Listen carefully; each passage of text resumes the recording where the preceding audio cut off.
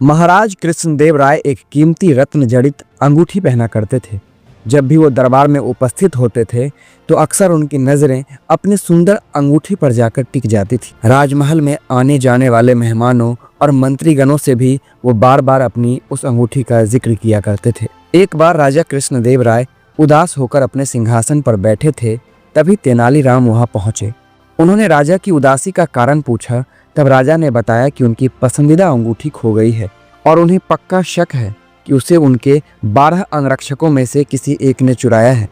चूंकि राजा कृष्णदेव राय की सुरक्षा का घेरा इतना चुस्त होता था कि कोई चोर उचक्का या सामान्य व्यक्ति उनके नजदीक नहीं जा सकता था।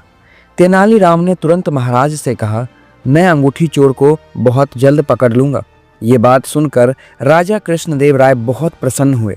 उन्होंने तुरंत अपने अंगरक्षकों को बुलवा लिया। तेनालीराम बोले, राजा की अंगूठी आप 12 अंगरक्षकों में से किसी एक ने चुराई है, लेकिन इसका पता बड़ी आसानी से लगा लूंगा।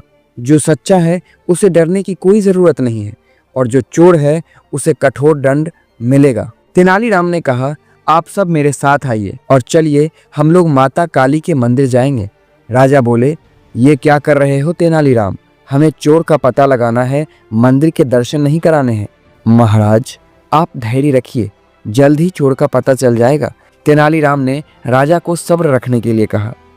मंदिर पहुंचकर तेनालीराम पुजारी के पास पहुंच गए। उन्हें कुछ निर्देश दिए। इसके बाद उन्होंने अंगरक्षकों से कहा, आप सबको बारी बारी से मंदिर में जाकर माँ काली के मूर्ति के पैर छूने हैं और फौरन बाहर आ जाना है। ऐसा करने से माँ काली आज रात स्वप्न में मुझे उस चोर का नाम बता देंगी। अब सारे अंगरक्षक बारी बारी से मंदिर में जाकर माता के पैर छूने लगे। जैसे ही कोई अंगरक्षक पैर छूकर बाहर निकलता, तेनालीराम उसका हाथ सूंघता और एक कतार में खड़ा कर देता। कुछ ही देर में सभी अंगरक्षक एक कतार में खड़े हो गए। महाराज बोले, चोर का पता तो कल सुबह लगेगा, तब तक इनका क्या किया जाए? नहीं महाराज, चोर का पता तो लग चुका है।